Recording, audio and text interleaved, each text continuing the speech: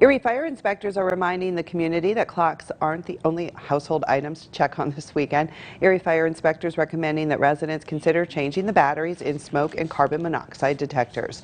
Fire officials say it's important to make sure this equipment is working properly and to routinely have a home safety assessment. This includes making sure there is nothing within 3 feet of a hot water tank, furnace, or space heater. City's chief fire inspector says smoke and carbon detectors save lives every year.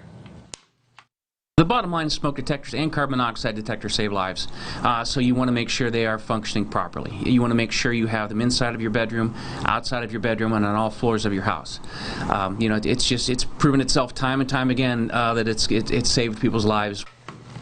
Hart also saying that it's important to have a discussion about an escape plan with families, the members of your family, in case of an emergency.